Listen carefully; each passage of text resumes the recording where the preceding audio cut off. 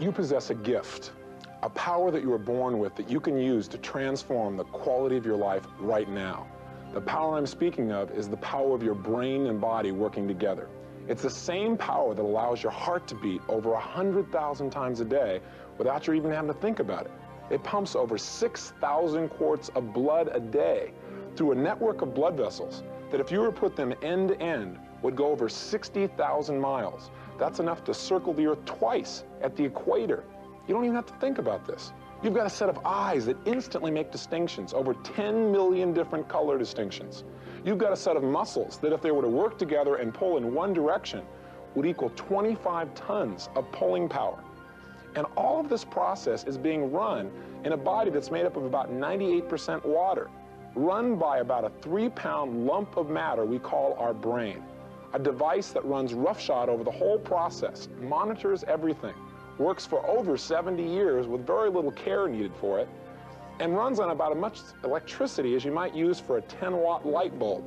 It has the storage capacity that, even with today's technology, would require 2 buildings the size of the World Trade Centers. With all this power within you, with this incredible computer, because that's what it is, your mind is probably the greatest computer on the planet. It's available to you. Run properly, you can accomplish any dream or goal you desire. Run ineffectively, and your goals just remain dreams. They never become the realities they could be. Isn't it time you made full use of that computer? Isn't it time for you to take charge and unleash the magic and the power within you now? Welcome to the owner's manual for your brain. With an owner's manual, you can accomplish just about anything you want. And the purpose of this tape is to really being a programming device for you. Not a teaching session, but a chance for you to get acquainted with a keyboard to your brain, how to really direct your emotions and behaviors with more power and with more precision than maybe you've ever thought were possible before. So let's get right to it. In this tape, you're going to learn how to eliminate fears and phobias. You're going to learn how to direct your emotion, how to anchor in the kinds of behaviors you want, and really how to take any massive problem or challenge you've had in the past and turn it around in a very short period of time. And at the end of this tape, we have a program we call Mental Aerobics, which will be your chance to use this tape day in and day out, using the repetition to program yourselves, so that every time when you wake up in the morning, you can start out and not just take care of your physical body, but tune up this mental computer. Get yourself so that you're applying all the things that you can apply to accomplish your dreams and goals. Let's start out here with a question. What is it that almost every single person on the planet really wants and needs? And my answer to that question is change. I think almost everyone in this room and everyone watching this tape wants to change something in their life. You either want to change how you feel, or you want to be able to change a behavior. How many of you here would like to change something specifically? 2 of you? Okay, all of you. The reality of the situation is that most people want to change, and a lot of people think they know how to change, but they don't create the long-term changes they want. In order to understand how to change ourselves, we got to know what makes us behave the way we do in the first place. So let's take a look at what creates human behavior. People behave at any moment in time basically in line with the state that their mind and body is in at any moment in time. In other words, when we feel very angry, we're going to behave differently, obviously, than if we feel very loved. Now, the question is, what determines what state we're in at any moment in time? Well, there are 2 major factors that are going to determine your state, in other words, how you feel, and thus pretty much how you're going to behave overall. The first major factor is the use and basically the condition of your present physiology. Physiology just simply means, how does your body feel? How are you using your posture, your breathing pattern? For example, if your physiology is stressed, if you have, for example, muscular tension throughout your whole body or pain, then you're going to be in a different state than, for example, if your body is relaxed. As a result, in a painful state, you may behave and treat people a little bit differently. You may snap at people. Or normally, in a more relaxed state, you might just smile or handle things a lot differently. So physiology is one of the first things that determines our state of mind. The second thing that determines our state of mind, and again, out of our state of mind is how we're going to behave, is what we call our internal representations. What that's a fancy word for really is, how do we represent to ourselves what's going on in our world? There are 2 major ways in which we usually represent things, and that is by what we picture in our minds, and also how we picture things in our minds, as well as by what we say to ourselves or what we listen to and how we listen to it. How meaning, for example, the tone of voice you have when you talk to yourself makes a big difference. The tone of voice you have when you talk to someone else If you have a loving tone of voice versus an angry tone of voice, there's going to be a difference in state, and as a result, you're probably going to behave a lot differently, whether you're angry in terms of your internal voice or whether you're happy. So again, how you represent things in your head is going to make a big difference in your emotional state and your behavior. So let's come back to the first one. Physiology is the most powerful leverage we have for managing our states in our life. Those times when everything just flowed for you, your physiology was in a great place. You were in control. You were in charge. So let's just try something really simple. Think about this. If you were to find somebody who's depressed, that state of mind called depression has a specific posture and physiology associated to it. Somebody who's depressed, what does their posture usually look like? You tell me here in this audience. Where are their shoulders usually? Okay, slumped. Where's their head? Down. Eyes are looking down. What's the breathing usually like? Shallow, okay. What are the muscles in the face like? Are they tight? Are they relaxed? What are they like? Tight. Usually kind of droopy for most people when they're depressed. Tight, usually they have some anxiety. But if they're just depressed, it's usually kind of droopy and drop down like this. Now, if you take that exact same person who's depressed and do only one thing, that is change the way they're using their posture, you'll instantly change the way they feel and the way in which they behave. Now, again, I know this sounds very simple, but it's how the brain and body work. We've been teaching this now for about 5 years, and last year, the University of California at San Francisco did a study where they took a series of depressed people who had been through all kinds of therapies and made only one change. They said, I wonder what would happen if we put expressions on these people's faces of happiness, smiling, laughing, that kind of thing, but making their face go in an upward fashion and change their shoulder position. Their research showed that even with people who've been depressed for years, in 1 second's change from this physiology of depression to shoulders back, breathing fully, a smile on their face, instantly these people stop feeling depressed in that moment. Now the key, of course, is to take it from changing how they feel in a moment to long term, which we're going to get into in this tape. So let's try it in this audience. And you at home who are watching, try this as well. If you're watching this videotape, instead of just slumping there looking at it and saying, what is he talking about? I can help you to learn quicker by putting yourself in an optimum state. So try this. All of you in the audience and you at home, sit the way you'd be sitting right now if you felt totally energized and excited. Breathe the way you'd be breathing if you felt totally energized and excited. Now, put a look on your face like you'd be like if you were really excited, really energized, breathing and feeling good. And raise your hand if right now you can honestly feel a measurable change in your state as you made this one subtle little change. Now try this. Go from this state to a state of feeling kind of bored and tired. Okay, back to energized. Quick, snap yourself up. You too. Make sure you do this if you would. Play with me, because I want you to be able to develop a pattern. So if you start to feel tired and lousy, you can snap yourself in real quick, real simple. Go ahead and be bored and tired again. Energized. Snap yourself a little faster. Bored and tired. Energized. Bored and tired. Energized. A little faster. Bored and tired. Energized. Energized. Now watch this again. Go ahead and go bored and tired. And notice the first thing you do to get bored and tired. Go ahead. Energized. What's the first thing you do to get bored and tired? Forward. Drop your shoulders down. What else? Change your breathing so it's what? More shallow. Where do your eyes go? Down. Okay, so it's a lot like depression. Bored and tired aren't that far away from that particular state. In fact, a lot of people get depressed because they're bored and tired. Okay? So the reason I'm pointing this out and you go, well, this is really simple. It is simple. But the reality is most people do not manage the simple things that make the difference in the quality of our lives. And what I'm asking you to do is become consciously aware of what you already know. And that is the way in which you use your body is going to determine how you feel physically.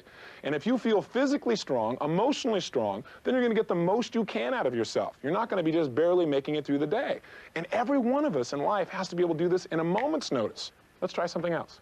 From where you're sitting right now, I want you to think of something that you don't feel like you could do, like it would be really tough and you don't think you could do it. And then what I want you to do is feel how it feels when you think about the fact that you're not sure you can do it. Where are the muscles in your body? Are they tense? Are they relaxed? Are you drooping? Are you upright? Just notice where you are when you don't think you can do something. You just don't think you can pull it off. Now, what I want you to do is I want you to adjust now to the most confident physiology you've ever been in your life. So sit the way you'd be sitting if you felt unstoppable. Like if you had a goal or an outcome and you were absolutely unstoppable, nothing was going to break through. Some of you have been through the Firewalk seminar. You might take that physiology where there's nothing in this world that's going to stop you. You've got to desire a goal, and that's it. Now, as you're doing that, feel it in your face, feel it in the way you breathe, feel it in the way you look, the focus of your eyes, the muscles in your body. Continue to feel these great feelings where you're totally confident and strong. And notice the difference. Now go from this state back to you're not sure. Somebody going, no way. Go back to like, oh, God, I'm not really sure. God, I don't think I can pull it off. Now, back into total confidence. Snap into a confident state where you are absolutely certain you can do this. There's nothing that's going to stop you right now. Make it in your face and your breathing. Now, while you're in this state, if you can feel the difference, and it's major, raise your hand so I can see that you can definitely do it. Anybody here not? Okay, you all feel the difference. Now, what I want you to do is in this same physiology, think about that thing you didn't think you could do a moment ago, but stay in this state. Think about things you didn't think you could do, but now you're in this state, and think about it. How many of you feel like you could do it now? Raise your hand if you think you could do it. So the reason is, have you ever had a project that was like such a difficult project, you didn't know where to begin, it was so difficult? Like, you know, where am I going to start with this thing? But then somehow eventually you got around to doing it? The only difference was you could always do it. You always had the ability. The difference is the way you looked at it and the way you felt. See, at one time you felt overwhelmed because of your physiology. Another time you felt strong enough to just take it on. So you can do this consciously. Now, what I also want to show you is that you can take on other people's physiologies and start to feel the way they do. You can consciously model someone else's physiology and get to feel the way they feel. So let's try something here. We've got a picture here of a couple of different people, and what I'm going to ask you to do is be an actor or an actress, even though you may not be, but to adopt their facial expression, their posture, and I want you to notice what it does to your body, that you'll start feeling like they feel. So we've got a couple examples here. I need some volunteers. I need a man volunteer for starters here. Can I have a volunteer out of the group here? Great. Why don't you come up here? Thank you. Give him a hand. Oh, yeah. Okay. Now, we've got some pictures here that we're going to show, and Vinny here has volunteered, so we're going to start with this one right here, Vinny. What I'd like you to do is just, to the best of your ability, it doesn't have to be perfect, adopt the physiology that you see here. Take on the same, you might start with your legs in the same position, basically. Then move your arms in the same position. Then move so that your shoulders are basically in the same place. Try and take on the same facial expression, the same head tilt, same eye tension or relaxation, same mouth position. How do you feel right now? I feel pretty good. I feel pretty excited. Oh, you really sound like it, Vinny, I'll tell you. Now, take a look at it again, and there's something you aren't doing that would make a difference. See what you're not doing with your body. Okay, there's some of his mouth. Also, he's extended more. Pull your body up higher. Now, how do you feel? I feel much, much better. Okay. What would be an emotion to describe the state you're in? It's like I just completed something that I was really proud of, and that I'm like really great that I finished it. Fabulous. Very good. Thanks. Give me a hand. Have a seat real fast. That one's pretty simple. Let's try another one. How about Mary Jo? Why don't we have you come up here and help us with this one? It's a little leaning physiology here. Take on the same facial expression, same look in your eyes. I better hold you here. Okay, go ahead, try it. And how does that feel? It feels very joyous. Very joyous. Yeah. Okay, take a look at it, see how you might enhance it. And see how you could extend something in your facial expression or something that makes it even better. Okay. How does that feel? Very joyous. Very joyous. Okay, good. Give her a hand. Thanks a lot.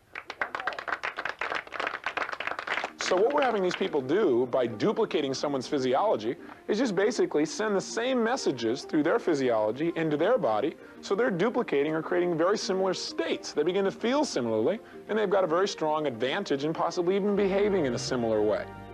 Now, an important point to note is, anytime you change the way you use your physiology, it's also going to change the way you represent things. Meaning when you feel physically vibrant, it tends to change the way you look at the world, the way you talk to yourself about things. Also, conversely, anytime you change the way you're picturing things, or you say to yourself, hey, I can make this happen, it physically changes the way your body starts to work. So these are constantly interacting with each other, both physiology and internal representations, on what we call a cybernetic loop. That is, if you affect one, it's going to impact the other, and vice versa. Right now, if I asked you about something that happened to you yesterday, or happened to you when you were a child, if you told me what happened, would you be telling me exactly what actually occurred? Of course not. Everything that's going on in your head, all of your memories are nothing but myths. Because the reality is, any moment in time when you think you're having an experience, you're not getting the exact experience of what's happening in the world. But what you're actually getting is a set of triggers that your brain is coordinating to make images and sounds. In other words, your five senses are like triggers. They're like the keyboard to the computer, and somebody's hitting those keys. But I can go up to a computer and hit the keyboard, and sometimes on the screen I get paragraphs, and sometime on the screen I might get, different types of shapes. It may not be in paragraphs at all. And what determines what's going to happen is the organizing principle in that computer, the floppy disk, if you will, the programming it has.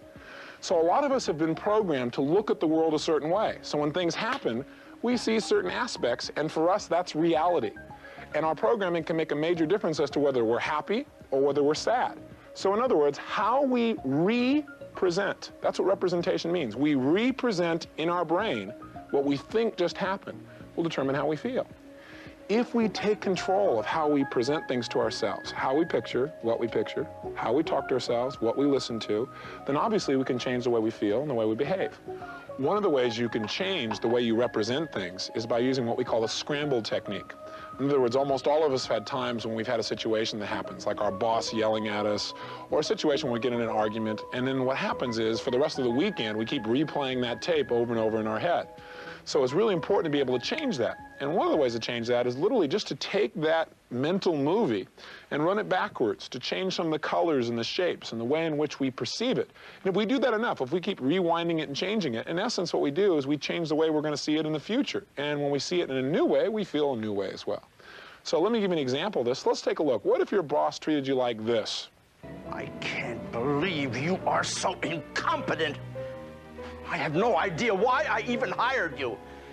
And if you don't change your ways, you'll be sorry. So what do you do in a situation like this? How does it make you feel? Being verbally abused rarely motivates an employee to want to do better and be better.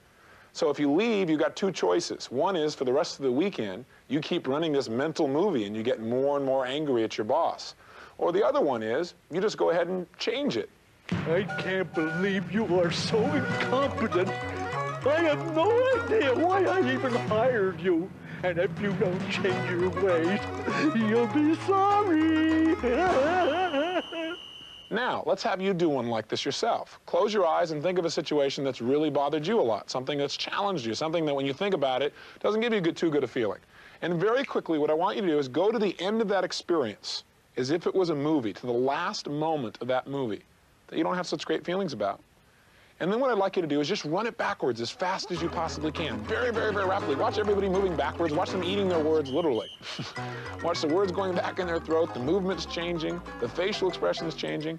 In fact, make it your favorite color now. Make it the color you want it to be. And make the person's face begin to change. So that if they're yelling, their voice becomes very squeaky like Mickey Mouse. And hear the song in the background going, M-I-C-K-E-Y. M-O-U-S-E. So with this scramble technique, all we're really doing is changing the way you're representing something in your head.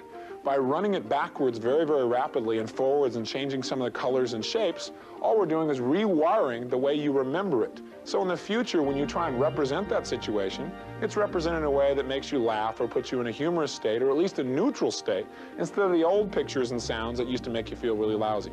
Take a look here at this example here. As you can see, this is an old woman. Now, take a good look at this old woman and think about what state she might be in if you looked at her face. Now look at this picture here. As you can see, it's another old woman. Now take a look at her and decide what state is she in? How is she feeling? Is she happy? Is she sad? Now, this second old woman is not an old woman at all. According to the artist who drew it, this is a picture of her beautiful daughter. Can you see the beautiful daughter there? None of you can? Take a good look. So as you can see, if you begin to make these little changes, if, for example, you see the old ugly woman and you begin to look at her and you notice that her chin is actually in her coat, that's what it looks like initially. If you notice what that chin is, it actually becomes like a necklace, okay, on the neck of the young woman. Just take a look and we'll do the details of it for you. Now, how many of you can see it? Great. Now, the point here is we could show this for 15 minutes if we had time on the videotape, and a lot of people just stare at it and go, no way, I don't see a young woman, it's only an old woman. Why? Because we conditioned you first by showing you one figure of an old woman. So then we showed you something very similar and said, as you can see, this is an old woman. In life, the same thing happens. In life, we get programmed all the time, where somebody, for example, treats us bad in a relationship, and so the next relationship, we try and fit that same view over them. We start looking for, we start filtering things, and we start going, aha, they're doing the same thing again. So it's really critical that we change some of those patterns to be able to have new choices in our life. So let's talk about some of the ways that we can change how we feel about anything. Probably the foundation of changing your pictures and changing how you feel about yourself is understanding the difference between association and disassociation. How many of you know what the difference is? I'm curious. Okay. If you don't know the difference, let me give you a kind of an experience of the difference. First of all, I should say to you that the difference between understanding whether you're associated or disassociated can be the difference between being totally happy in your life or being really sad. Think about this. Let me show you an example here. Some people in their life, when they think about happy memories, see them kind of like this. Let's take a look at a little piece of film here. And as you see this film, now you get to watch people in motion in a movie, and it's in color, and you get to watch people going up and down the roller coaster. That's called disassociation. You're seeing someone else, or you could be seeing yourself from a distance. Now let's watch this movie.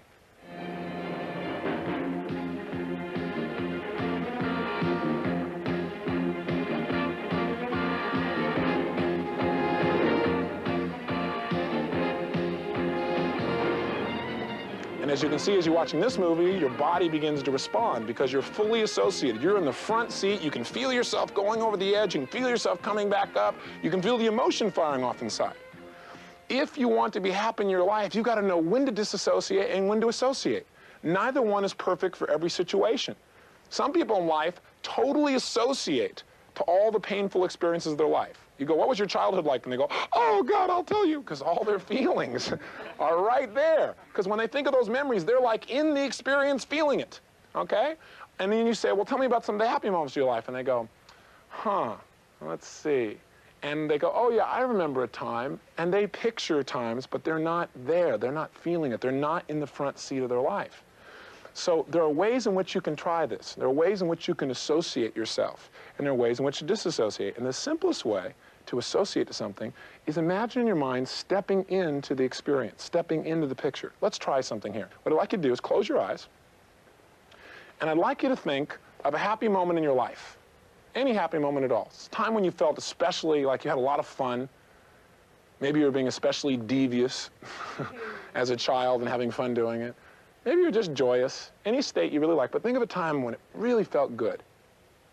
But what I want you to do is this. I want you, as you remember that time, to step out of the experience. Now, if you're not good at visualizing, remember how you felt then, and just kind of push the feeling away so you don't feel it. If you're good at visualizing, step out of the picture so you see yourself over there. And as we do this, notice how you feel as the feelings and the pictures and the sounds are over there. Does it feel as good as it did way back then? I highly doubt it. And notice how that feels. Notice how it feels when the picture's over there, when you're disassociated. Now try this. Step into the experience. Step back in the picture. Feel like your body is feeling it now. Breathe the way you were breathing then when you had this experience. Put the expression on your face like you had then when you had the experience. And notice how good it feels. Hear what you heard then, hearing it in your own head like you're saying it now. And as you're doing this, you're beginning to associate. And raise your hand if this feels measurably better than the first example. Great. And then just simply open your eyes. Now, people who are very happy in their life tend to find all the happy moments they can remember and fully associate. They step into those pictures. They're there. They take the painful moments of their life, if there's nothing they can do about them and they're no longer a part of their life, and they simply disassociate. They make those pictures and they push them away. Or they take those feelings and in their mind, they push them away from themselves. They're not a part of their physical body. You have the ability to do this with just about anything. Hey, can you remember movies that you used to watch when you were a little kid, that just seeing them just to like really scare you completely? And then didn't you eventually develop the ability out of wanting to not be fearful, many of you, where you could watch that same movie and kind of laugh or giggle because you just realized you'd said, well, it's just a movie. By saying it was just a movie, what were you doing? Simply using your language to disassociate. Now, let me tell you where this is probably the most powerful and important place to learn association and disassociation. The most powerful place to learn it's in relationships. See, falling in love is the simplest thing on the planet to do. To fall in love, all you got to do is fully associate to everything you could possibly like about one human being. That's all it takes. See? And then what do you got to do with disassociation? You have to disassociate from everything that would upset you. That's how people fall in love. You don't like make a list and go, I like this, I don't like this, I like this, I don't like this. That's not how people fall in love. They just make a list of all the things they love and they feel how they feel about it. They get associated to it. Now, if you want to fall out of love, that's really easy to do also. All you have to do is associate to all the things that would upset you and disassociate from all the times you spent together where you were really close. And that's how people fall out of love. So, you know, the tendency to fall out of love is you look at the toothpaste cap and you see that, hey, she left this thing off.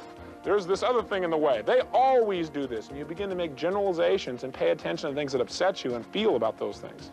And you dissociate from the memories. If you want to turn it around, it's real simple. Go back to the first time you saw each other. Think about how you looked at that person when you were really attracted to that person. Step back into that memory so you feel the way you felt then. Breathe the way you were breathing then. Put the smile you had on your face then. And think about this person you're with. And I guarantee you what will happen is the relationship will expand and grow, and the attraction will happen even more. Okay? Now, with association and disassociation, if we come back to our original model here, it's very simple. All we're doing is changing how you're representing something. So when you're associated, it simply means that you're making pictures in your mind, you're talking to yourself, and your physiology feels like you're actually there. You're in the picture, experiencing it as if it was happening right now. And as a result, that intensifies the state you have about it. So if you're imagining something you're really happy about and you're fully associated, you got a real strong, happy state. If you're imagining something you don't feel so good about and you're fully associated, you got a real negative state, and your behavior is going to be impacted by that. Disassociation is just making internal representations where you're outside of the picture, where things are happening away from you, where you can see it happening. And in those situations, the state is not as intense, and your behaviors are going to be impacted by that as well. How many of you here would like to motivate yourself instantly? You don't have to raise your hands. I know the answer. Everyone would. Now, one of the things you can find out is, in order to be motivated to do something, we have to make pictures or represent or say things to ourselves in a certain way. We represent things differently than when we're unmotivated. So what I'd like to show you is that, let's say, for example, when you're motivated, you may make pictures that are movies. And when you're unmotivated, maybe they're a still frame. I'm going to show you how to make a distinction so you can take things you're not motivated to do and get yourself motivated in a few moments just by changing how you represent things, thereby changing state, and thereby changing behavior. So I need a volunteer. Would you volunteer for me? Come on up here. Give her a hand.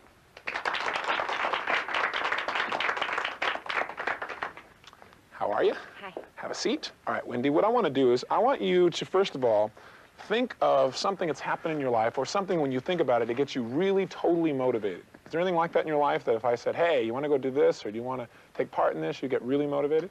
Oh, there it is, right there. Okay, great. And what I'd like you to do is just close your eyes for a moment. And what I'd like you to do is I'd like you to make a picture in your mind of this thing that really motivates you. Great, it's obvious you could really enjoy it, huh? Good. And notice I'm touching her shoulder. In the next section, I'm going to show you what I'm doing with her right now. It's called anchoring. Now, can you get a clear picture of what that's like, that thing that really motivates you? Good, good. Now, as you remember, tell me, is it a movie or is it a still frame? It's a movie. It's a movie. Is it life-size, bigger, or smaller? Smaller. Okay. Is it in color or black and white? It's in color. Okay. Is it bright, dim, or dark? It's somewhere between dim and bright. Okay, between dim and bright. Is the picture a panorama? Does it like go on forever, or does it have a frame around it? Goes on. It's a panorama. Are you in the picture, experiencing it, or are you watching from a distance, like seeing yourself in the picture? I'm seeing myself in the picture. Okay. Is the movement in the picture make a difference in your motivation? Like, is it moving fast or slow? It's moving kind of slow. Kind of slow. Is this picture on the right, the left, or the center? The left. Okay. Is it up, middle, or down? Middle. Okay. Do you hear sounds that cause you to be motivated when you hear this?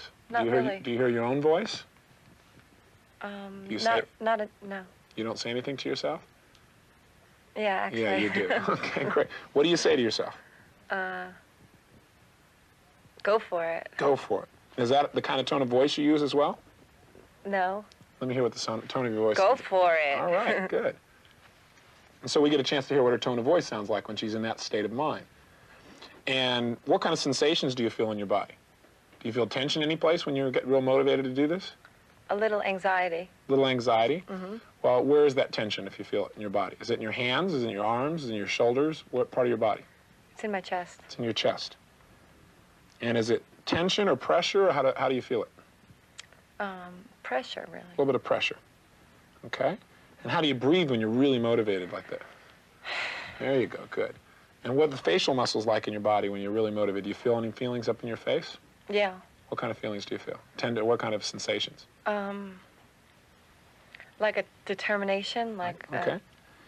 And she's showing us what she does with her body and her face. So what we're looking for is, when she's motivated, what does she do with things that she does in her head? How does she look at things? How does she speak to herself? What does she say to herself? And in addition, what does she do in her body to maintain that state of motivation? Because if we learn how she does this here, we can have her do the same things, make the same kinds of pictures, same kinds of body sensations, and she'll be motivated to do something else. Now, what I'd like you to do is open your eyes for a moment, and then close your eyes again. And I want you to think of something you're not motivated to do, but would like to be motivated to do. Something that right now it's like you'd like to be motivated, but you're not. Maybe like working out, if that's something, or cleaning your room, or anything that you'd like to be motivated to do. You really would, but you're just not motivated to do it right now. Can you think of something like that? Mm-hmm.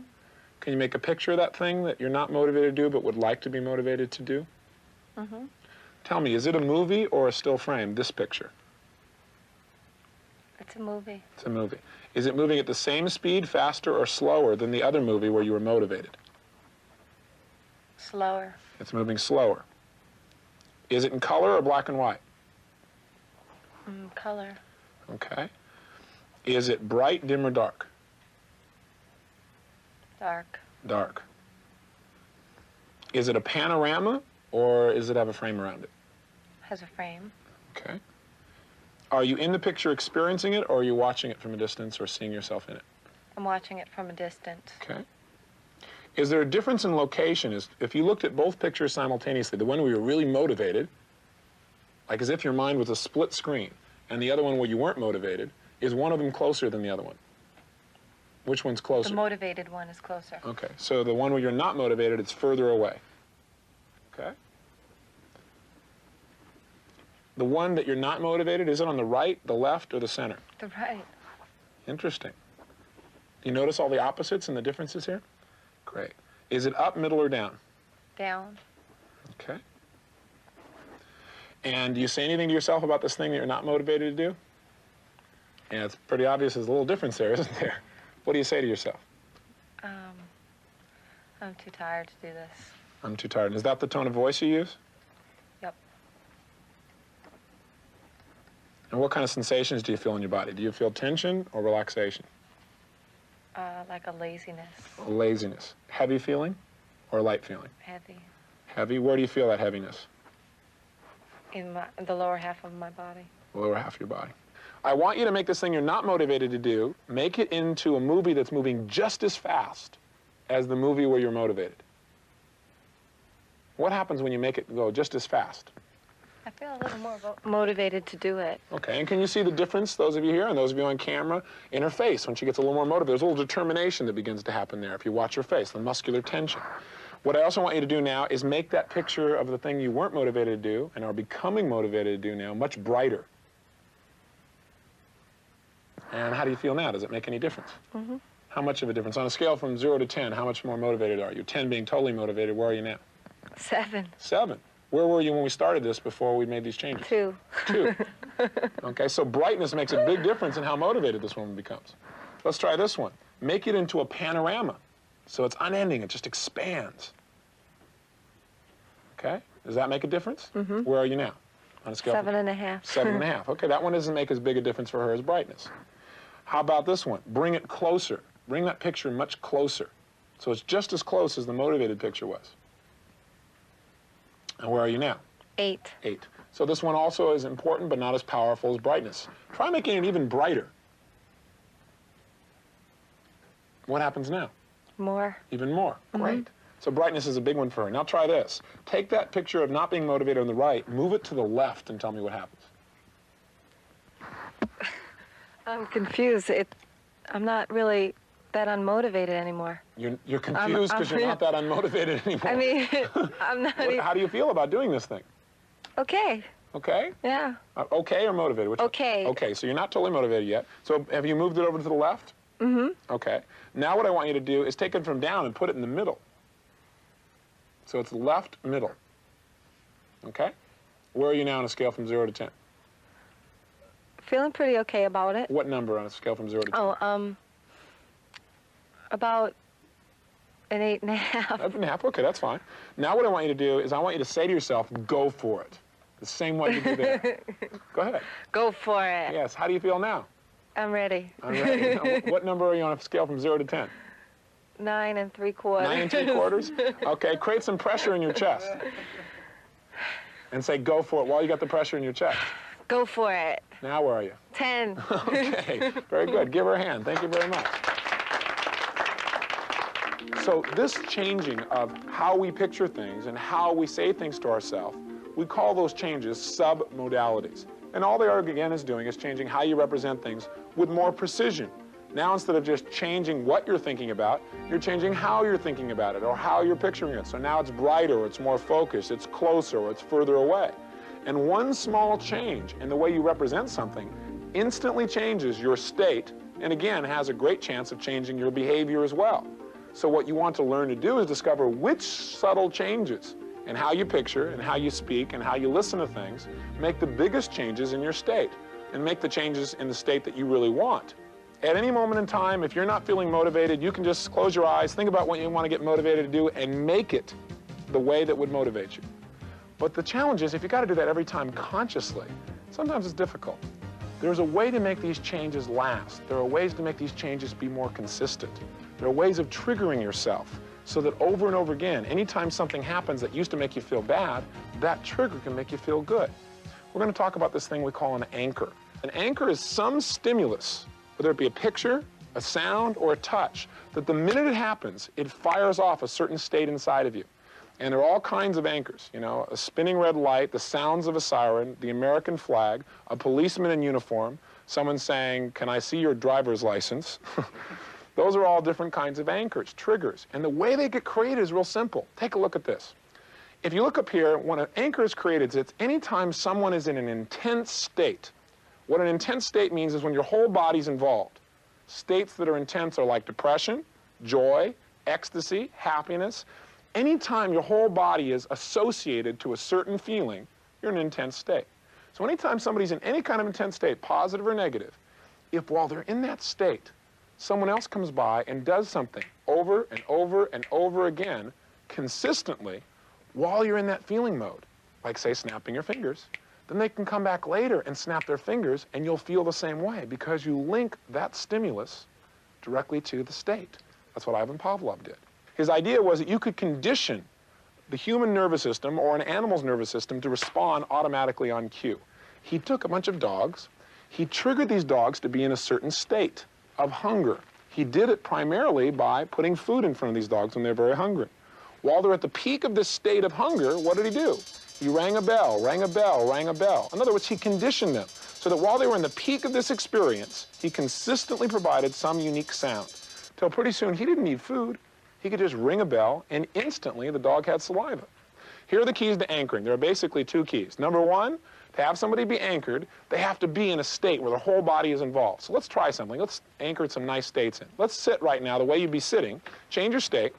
If you felt really, really excited about something, really excited with total positive expectation, and breathe the way you'd be breathing if you have total positive expectation.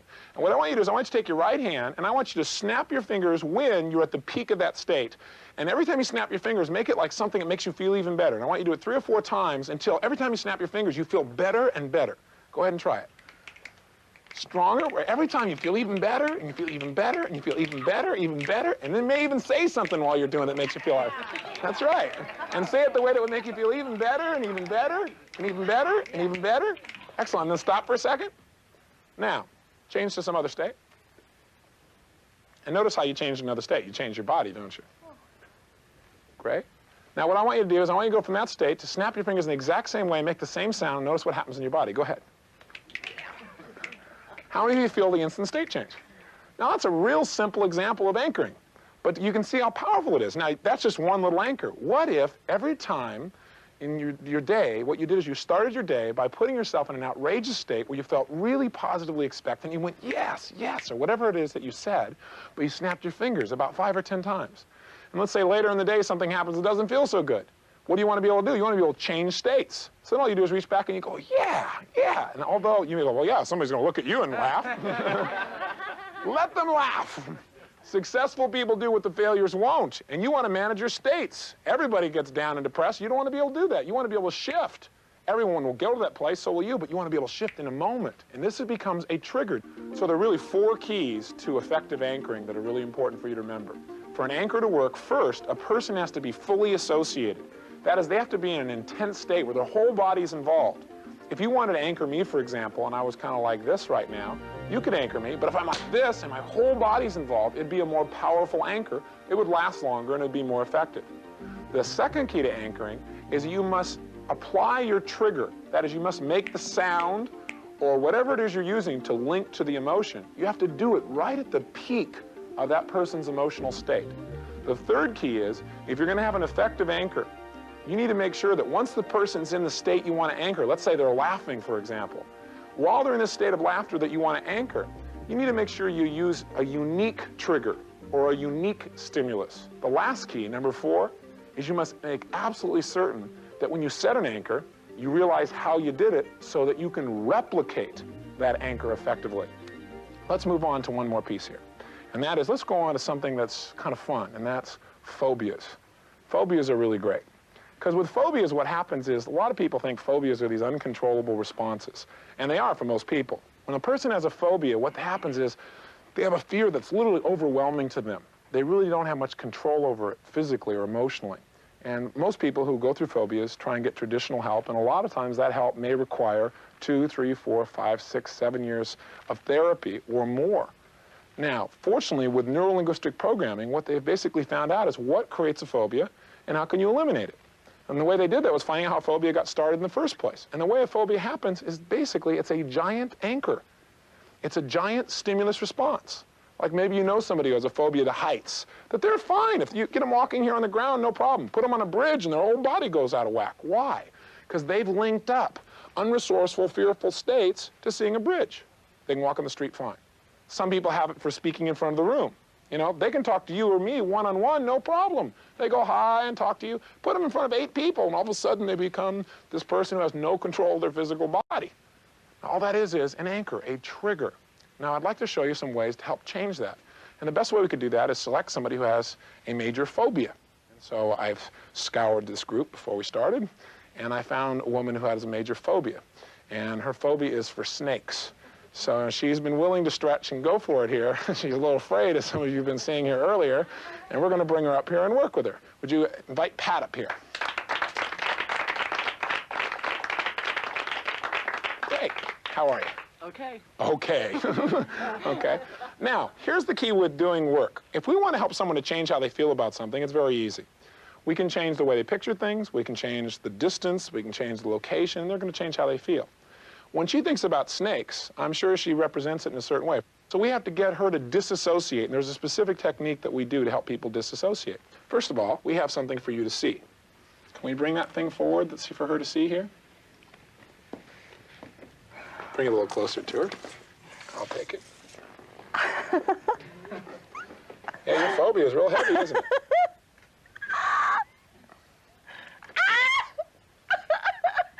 Say hello. Hello.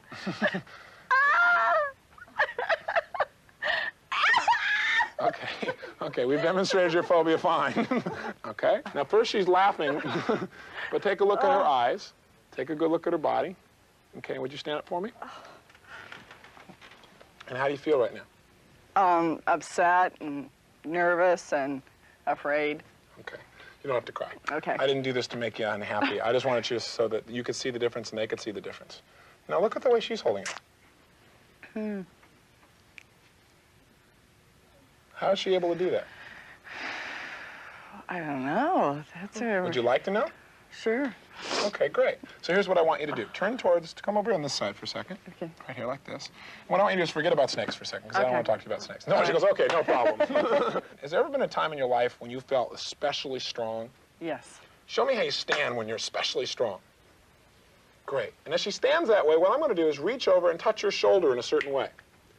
Now, you remember how you breathe when you feel especially strong? Yes. Okay. And I touch her shoulder right when she's breathing that way. What I'm creating is an anchor here. Now, what do you say to yourself when you feel really especially strong? I'm hot. You're hot. Good, good. And how does that feel when you're hot? Great, ecstatic, light. Good, good. Have you ever laughed hysterically? Yes. Okay, I mean where you were laughing not out of fear, but because it was fun? Right. Okay, good.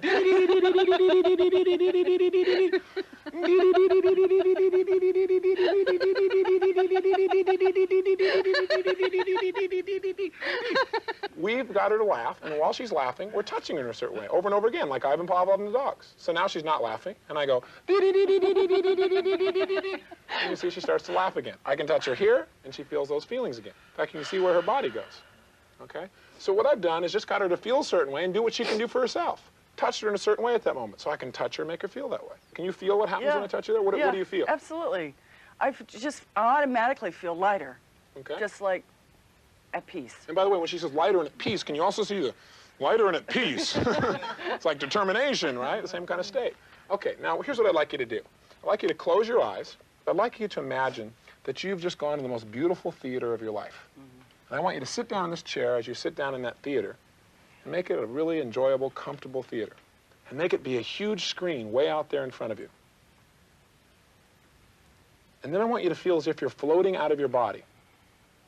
And why am I having her float out of her body? Because I want her to disassociate. I don't want her to be where she feels anything. I want her to pull away from that, step out of the picture.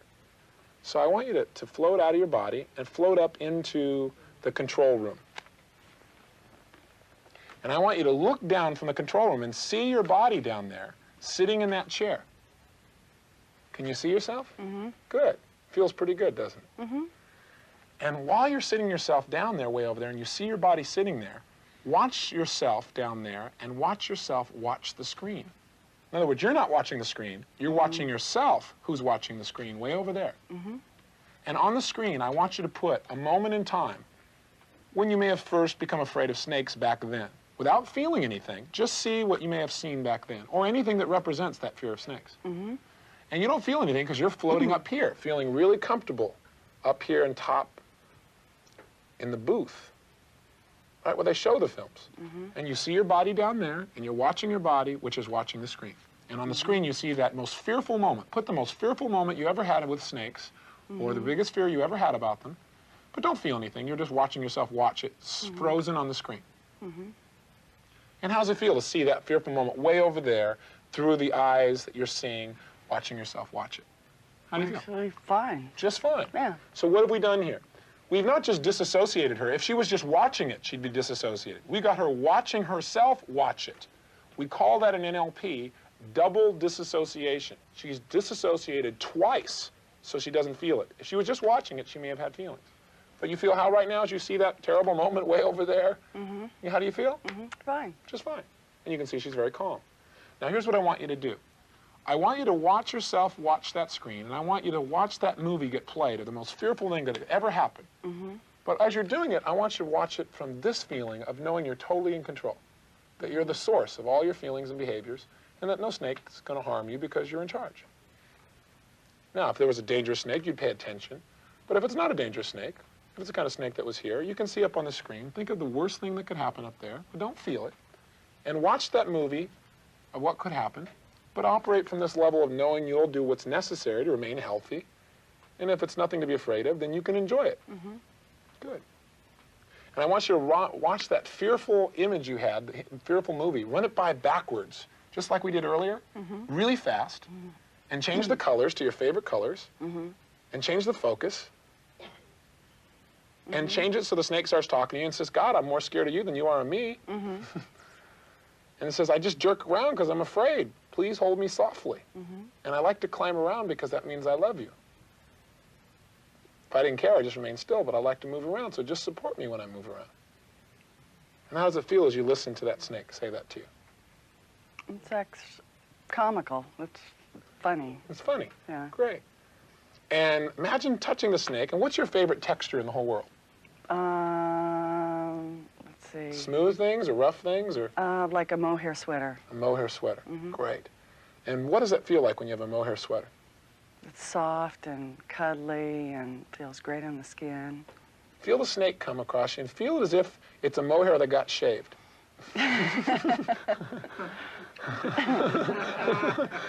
And it got shaved, and so now it's smooth. And how does it feel as it rubs across your body? You know it's shaved mohair. That's great. That's right. Yeah. Yeah, it feels good. Yeah. Good. And then what I want you to do is I want you to notice two things that you now know about snakes that you hadn't thought of before that now allow you to be able to hold a snake comfortably and not be afraid. Especially if you know it's not a dangerous one. It's not a rattler, and it's not, you know, it's not a dangerous snake in any way. Because you want to pay attention. If it's a dangerous snake, you want to protect yourself. That's smart. But if it's not a dangerous snake, what is it you now know about snakes that you hadn't thought about much before that allows you to be able to be comfortable and hold them? We were supposedly came originally from snakes and reptiles. You don't know if you believe that or not, but what the heck, right? Right. Okay. Right. Now, what else do you think about snakes now? That they actually make good pets, house pets. Yeah, there are a lot of people that swear by them, don't Yeah, they? that's right. It's true. Good. And what's most important to you in your life? That people are happy around me. Great. And would you think it would make people around you happy if you felt more confident around their pets? Definitely. Good, good. So now I want you to imagine that you step into your body back there. You come out of this little part up here where we're showing the film. You float down into your body. Are you in your body now? Yes, I am. Sitting comfortably? Yes, I am. Do you feel the confidence and strength that's yours? Yes, I do. Do-do-do-do-do-do-do-do-do-do. Good, good. And now what I want you to do is imagine that you just reached up, go up to the screen, and take the snake right off the screen. And make him a huge snake. And smile as this huge snake wraps around, and as he moves across you and so forth, it feels good. And you think, oh, God, this felt weird at first, but now I know it's shaved mohair. That's right. It feels really good. And you look at the snake, and when his tongue flickers out at you, you know he's saying, I'm a little bit scared, please support me. And how does that feel as he starts wrapping around you? Not bad. Yeah. Not bad. And how would you make it feel good if you can make it feel good now? What would you do? What would you say to yourself, or what would you picture? I'd sing to the snake. What would you sing to it? I'd sing, Happy Days Are Here Again. Okay. So hold the snake in front of you and sing to his face. Yeah. Go ahead. Happy days are here again. Look at him looking at you. Da, da, He's da, moving around da, da, da, and enjoy it. da, da, da, da, da, da, da, da. That's it. Dun, dun, dun, dun. Good. And he's laughing. Good. And now, as you feel these feelings, and sometimes new feelings feel a little bit weird at first, but if they weren't weird, what would they be instead? Just okay. Okay. And good. And how do you feel about the idea of holding a snake now? I think I could do it. Okay. And what would happen if you were positively excited about it? I'd have fun doing it. Yeah. What would your face look like if you were going to have fun doing it? Good. Great.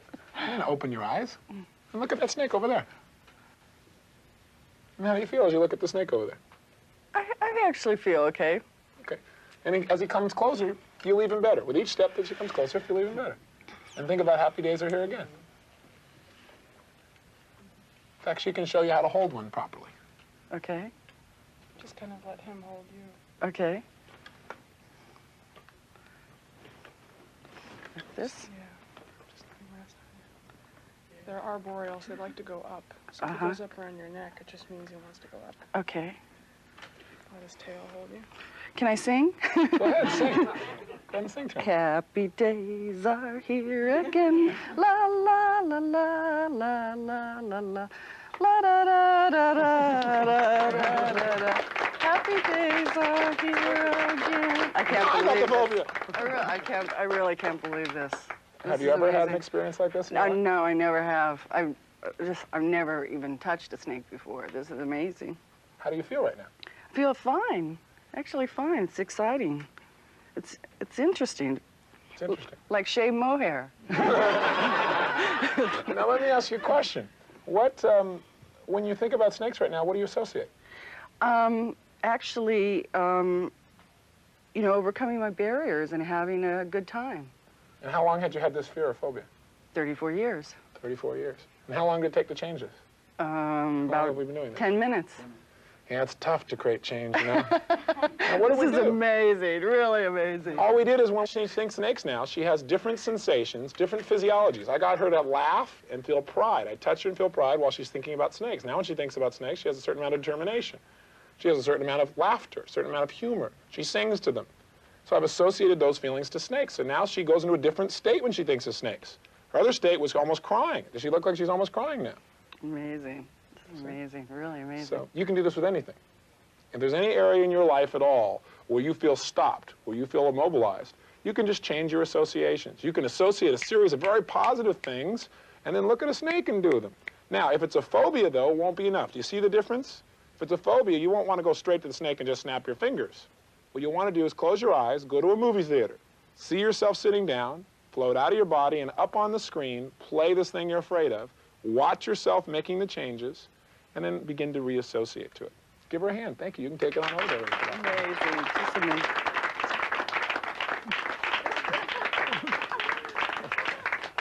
Okay. So what did we just do with Pat that allowed her to overcome a 34-year phobia in a matter of minutes? It was actually pretty simple, and it's something you can do very easily. First thing we did is we wanted to make sure we could keep Pat in a good state, especially if she started to get afraid of the snake. So we created first a positive anchor. Step 2, we need to do something in NLP we call double disassociation. In essence, in sitting in the theater, I had her put her fear up on the screen, so it was away from her. She was disassociated from it. But I didn't stop there. I then had her feel like she was floating out of her body and go up into the control room or the film room. And up there, I had her look at herself, watching herself on the screen. So she was seeing herself, see herself, watch the situation on the screen. She was disassociated twice, or double disassociated. Then, step 3, I had her change the way she was representing snakes. I got her to associate to certain kinds of feelings that she really liked, like mohair. And I got her to start thinking of snakes in a new way. I said, after all, snakes are just like shaved mohair. And then the last step was I continued to touch her positive anchors, the things that make her feel really good. And then while she was feeling these great feelings, I simply then brought the animal over, brought the reptile over. And as she saw the snake, she was able to fire off a positive anchor by singing her song. So she sang the song, I'm touching her, and we transferred those emotions right to the snake. Another technique for helping you to anchor in changes or helping you to make a new trigger for yourself is called a swish pattern. And what a swish pattern is about is basically getting your mind and your emotions to move in a direction so you begin to feel differently and behave differently. So you make a picture in your mind of something you presently don't like, either something you're afraid of or maybe a behavior pattern of something you don't like. For example, for me, I made a picture in my mind of bringing my fingers up to my mouth to bite my fingernails, which I was doing all the time. So in my mind, I just closed my eyes and saw this picture of my bringing my hand up. Then what you do is you imagine in this big picture of what you don't want, you make a small little picture of what you do want. In the bottom right-hand corner, you make a small little picture, in my case, of seeing myself dressed really well, being in a situation where I was lecturing, being where I felt really proud of myself, and seeing myself in a position where my fingernails were normal, where they were manicured, where they were taken care of, where I wasn't biting them. But I associated those ideas to something I'd be really proud of myself as a speaker, a communicator, helping people, and looking really professional. So then all you do is you do a linkage, where what you see is you see what you don't want, you see what you do want, and you watch them switch, where you take the small little picture and you do this thing we call a whoosh pattern or swish pattern, where you actually reach out with your hand and feel as if you're pulling this little picture up, and it gets bigger and bigger and brighter until it literally explodes through what you don't want. So what's in front of you is a big, bright, colorful picture of what you do want. In my case, myself looking good, lecturing, and being proud of myself, and also noticing, hey, my nails are great too. I'm not biting my fingernails with a terrible habit. Then what I do is I close my eyes again, see myself starting to bite my fingernails, see this other picture where I take my fingers away, I look good and feel good, and I make the swish again. See what I don't want, see what I do want small, and I make it big very fast. Go whoosh. I see that little thing come up, get very bright, break through. I get the experience again of feeling good about myself, then I open my eyes and do it again. In essence, what you say to your brain is, see this, whoosh, do this. See this, whoosh, do this. See this, do this. See this, do this. See this, do this. See this, do this. Until when you see the old thing of like wanting to bite your fingernails, it triggers in your mind the whoosh, the new thing, which is, no, I don't need to do that. This is who I really am. Now, let me give you an example of how this might work with a pattern, for example, with your children. Take a look at this example. Daddy, can I please talk to you? How many times have I told you not to come in here when I'm busy? Now, will you please just get out of here? Obviously, this is not how you want to treat one of your children. But that's the first step to a swish. See how you're behaving now. Second step, think of how you want to behave. Get a clear picture of what you'd like to behave like in the future. Here's an example. Daddy, Daddy, can I please talk to you? Look, sweetheart, give Daddy 5 minutes to finish up in here, and then I'll give you all the time you want, okay? Now that we understand how we used to behave and how we want to behave, we're going to use the swish pattern to create a connection in our mind so that in the future, the old behavior triggers the behavior that we actually want. And here's what you do. Set them up. So you have a big, bright picture, maybe with a red background, of what you don't want. In the bottom right-hand corner, make a small, dim, green picture of what you do want. And all we're going to do is switch them. We're going to make the little picture all of a sudden grow and get big and bright and break through the red picture. And the best way to do it is reach down as if you're holding that green picture, and with all the strength you have and with a big smile on your face, go whoosh and pull that picture up and feel it break through the old behavior. So now in front of you is a big, bright, colorful picture of how you want to behave. Feel the victory. And then you go back again. You make the big red picture of how you don't want things to be, the way you're behaving now. You make the small, dim picture of how you do want things to be in green, and then you switch them again. Reach out and grab it, have fun, and go whoosh, break it through. Again, do it again. Make the switch, whoosh.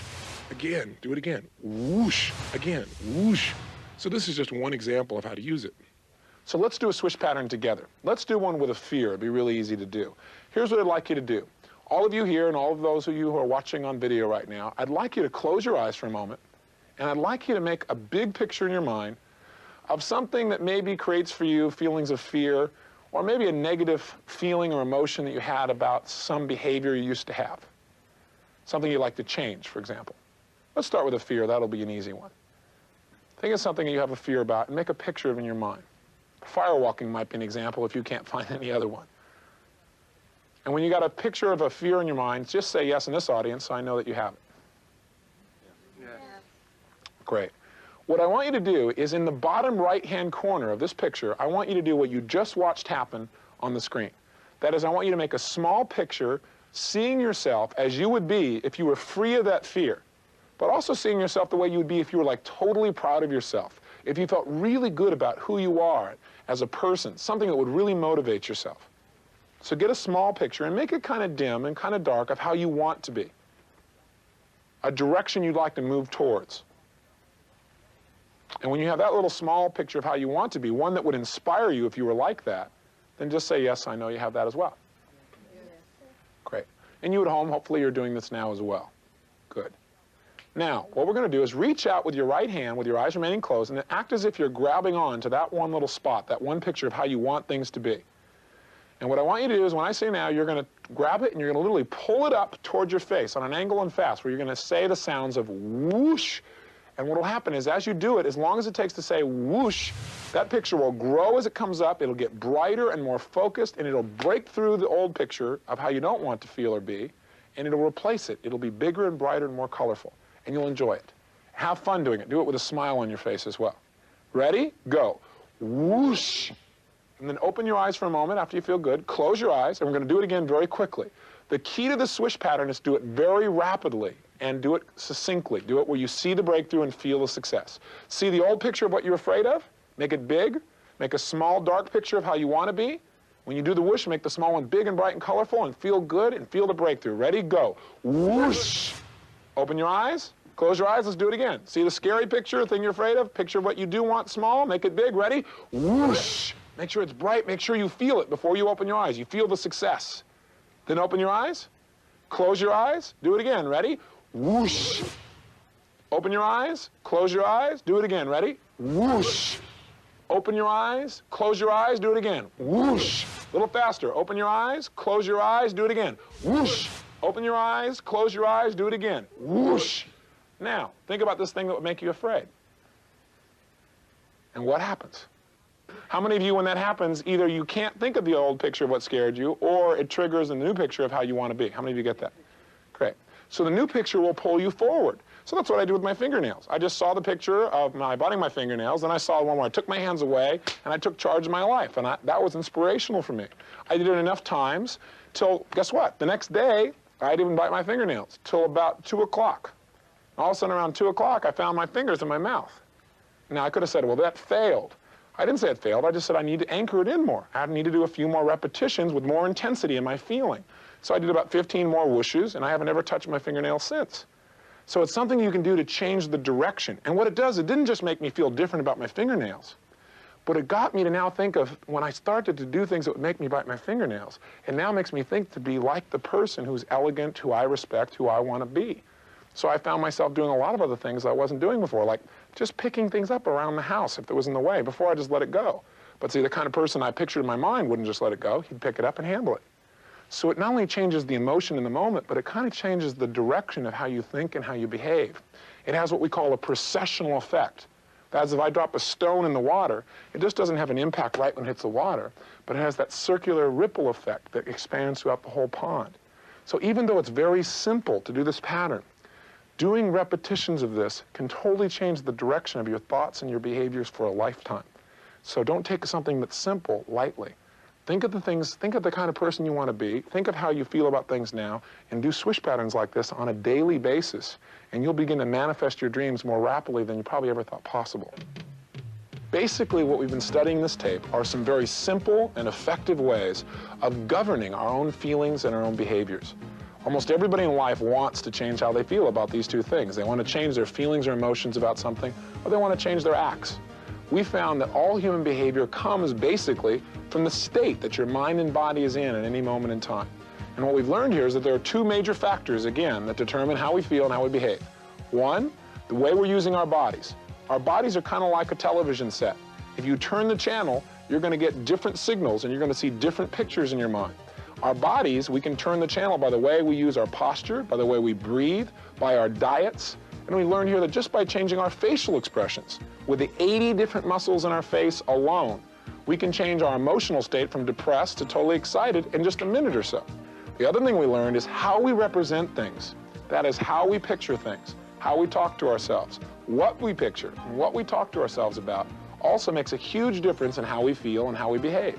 We learned that obviously with positive thinking, we're to change what we picture. If we're picturing something that makes us feel bad, think of something that will make us feel good.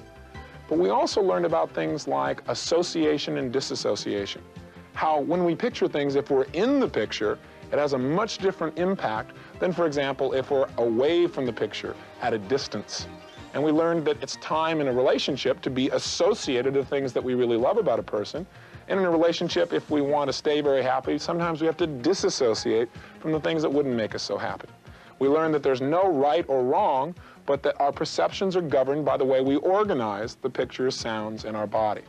We also learned that if we have memories or painful experiences of our life, that we don't have to carry them around with us forever, that we can literally reprogram our minds in many ways. One, through a process we call the scramble technique, where we simply rewind the tape so many times, going forwards and backwards, making a few changes till the tape is new, so that when we think of the memory, we have new feelings, new pictures, new sounds, and they empower us, or they make us laugh, or they make us feel neutral, or they allow us to just reevaluate our life from a position where we can make intensive, positive decisions, but without having all the negative feelings. We've also learned how to manipulate our submodalities. Again, where we picture things, how we picture things, what we say, how we say, in order to go from unmotivated to totally motivated about things that in the past maybe weren't too exciting to us. So we've learned how to change our feelings about objects, ideas, and behaviors. Also in this process, we've learned a little basic ideas of how to eliminate phobias. And by the way, I know we went through it rapidly, but you can go back and you can watch that over and over again until you understand how to do it. To be able to take a 34-year phobia and eliminate in that shorter period of time should hopefully entice you and make you curious until you master it. Lastly here, we taught you a little bit of how to do what we call a swish pattern and how to do some anchoring. Those are ways to make sure that when you make a change in how you picture or make a change in how you use your body or how you feel, how to make it last through time. And you've learned some ways to do that. So what this tape has tried to do is give you a very large list of tools. It's tried to give you a little bit of an owner's manual, to introduce you to the keyboard, that if you make things closer or further away and you hit that particular key, you're going to have different feelings than if you bring those things and make them brighter. And I think what has to happen now for you to be able to really get the results that I know you want in your life is you've got to realize that this is a system. This whole program works together. And no program works unless you work it. No owner's manual is going to help you if you don't apply it. And so we've tried to assist you with this, but the first thing you got to remember is repetition is the mother of skill. And this isn't the first time I've talked about these tools, nor the first time I use them. So if you want to be good at anything, you need to do it over and over and over again. So watch this tape, listen, take notes, apply it. And if you do, as I know you will, you'll find results that you were probably very excited about getting when you first picked this program up. In addition, when this tape is done, there'll be a slight delay, and then you'll be introduced to the 5-minute mental aerobic workout. And really what that is taking the highlights of this tape, certain fundamental keys that you can start each morning with. Please take the time to do it. Hopefully you take the time to take care of your physical body every day. Take the time to program your mind. Because remember, if you're going to take off on this jet, you better use your checklist if you really want to succeed. And also, if you don't do the programming, somebody else will. That's what television, that's what radio, that's what friends, that's what a lot of unknowing environmental factors do. If you don't plant the right seeds, weeds grow automatically. So if you'll just take 5 minutes a day, watch the film, take on the physiologies, take on the thought patterns, and maybe review this tape on a regular basis, I can guarantee you that you'll have more direction and more control and a lot more happiness than a lot of people in this life ever get a chance to have. So I want to thank you for your time, and I want to entice you to go for the good life. You deserve it. And I hope I get to hear about your success story very soon. See you then.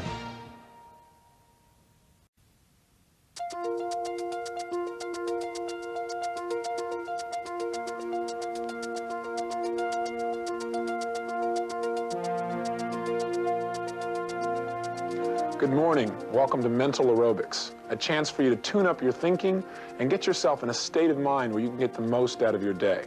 The purpose of this short 5-minute portion of tape is designed to be used each morning to help you to literally review what you've learned in this tape and really operate your brain with more effectiveness and more efficiency than maybe ever before. What you need to do to be able to do this is maybe at this time notice where you are on your VCR and mark the numbers so you can get back to this each morning very quickly and very easily. So let's begin with a very quick review. Point number 1 is remember what generates how you feel and how you behave. Recall our graphic here, that all human behavior is the result of your state of mind and body, and that you can change that state of how you feel instantly. What I want to give you right now are a series of pictures of people who are in outstanding states, who are feeling really phenomenal. And what I want you to do is just take a moment and adopt their exact same physiology and feel exactly as they feel. Try and adopt and imagine that you are that person, because each of these are obviously peak states. Let's start with number 1. And right now, feel it as if you're this person right now experiencing this moment. And enjoy it for a moment.